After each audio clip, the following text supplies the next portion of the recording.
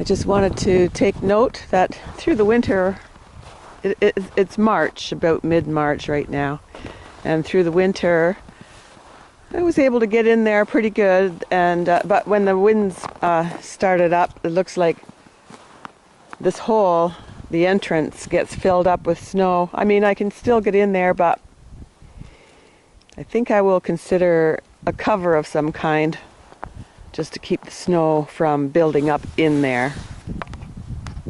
Well, I haven't tidied up much this spring. It's May 18th, and I brought the cabbage seed plants out.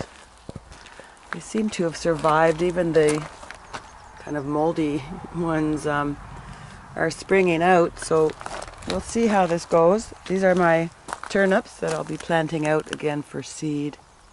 So let's go in and see what the temperature and the humidity is. Okay, the temperature is just slightly above. It was all through the winter, it was about 4 degrees. Now we have 6 degrees, and all through the winter the humidity was around 80, and it is 80%. I've cleared out a lot of it already, but there's plenty more to do. There's some preserves still left, and we'll go from here. I'll be putting the door on soon, back on, and this insulated part will be able to fit right over the door. I planted the hill here at the root cellar with red clover here, perennial ryegrass, some white clover, and that should help with to prevent more erosion. And I've topped up. I need to top up the corners a little bit more with soil, but for the meantime I've put some more seed in the bare areas, and we've had some good wet days, and it should sprout just fine. I do still have some carrots. Some of them are going a little spotty, but most of them are good, and I do still have onions. Potatoes I have, and I wanted to save those to, rather than eat them now, wanted to just save them so that I'll have more seed potatoes. The garlic did very well through the year and was just perfect as it came out of the root cellar this spring. So these were the Spanish onions I saved for seed, and they're a little soft, but probably will still work. These are the cooking onions that are left, and here's my seed cooking onions. Just see. Yep, they're nice and firm still. These potatoes are gone. These potatoes aren't gone, but I'm going to save these and plant them along with the other seed potatoes that I've got in here. Let's see. And more onions. These are, put some seed potatoes in this box. And the turmeric, believe it's pronounced. There were a little bit of roots that grew last year. I think it needs a longer growing season. I could possibly find some roots in here to plant out again and see if it needs 2 years, but it seemed to keep okay, and it's still a little moist around the roots, so who knows about that yet. I still have my beets in here to plant out for seed, and I believe there are more carrots to eat in here. Yeah, some more carrots to eat. Some of them are going a little mushy by this time, but not all.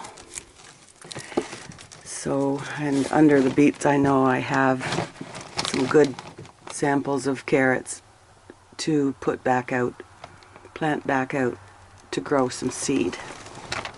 This is moistened peat moss. I use the same peat moss every year. It seems to stay clean.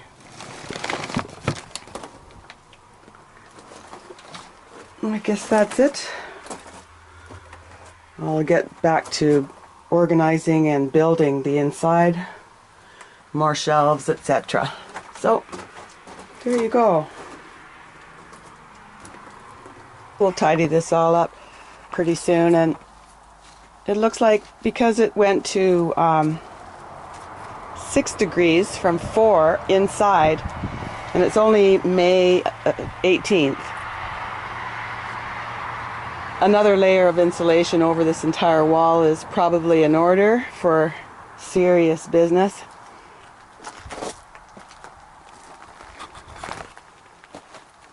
And I should do something about those corners because they probably need a little more insulation there.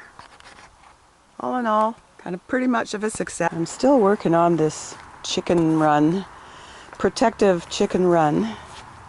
That's still some more work to do here, but I got to get on with the gardening. And we got 2 setting hens in here. I'm just going to peek in here, and they've been shuffling these eggs around. They've taken out the extra, I guess. I don't know if you can see them, but there they are.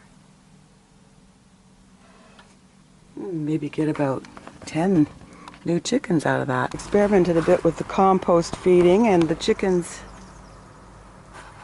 they're working away at that compost a bit. They liked this mud here to get the worms this spring.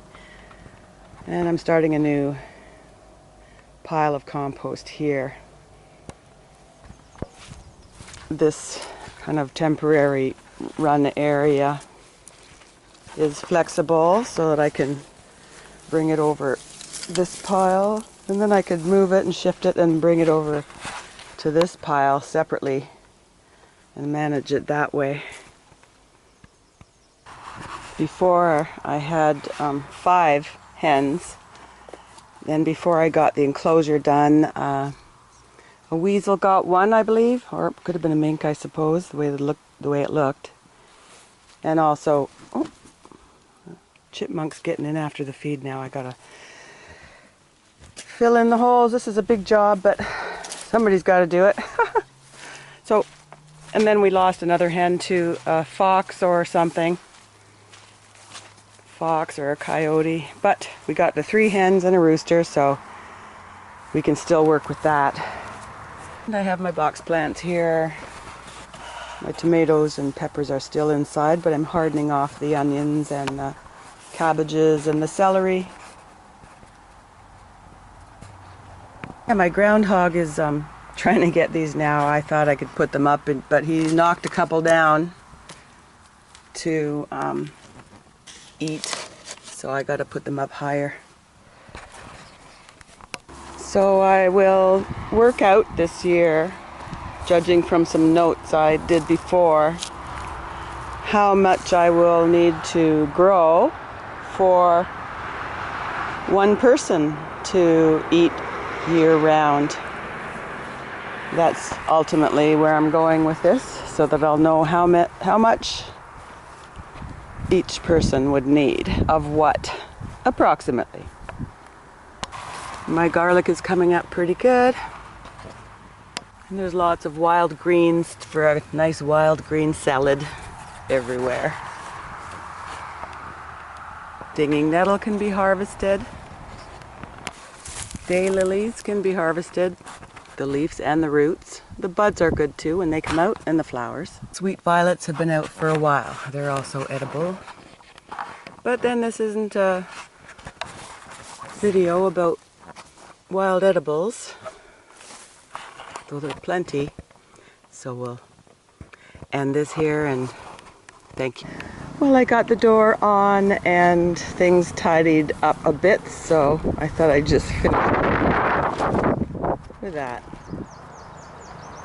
Soil on the roof is a little bit lopsided, but that can be fixed, and he did have to shave a little off the edges of the door and recessed these hinges just to close off this gap a little.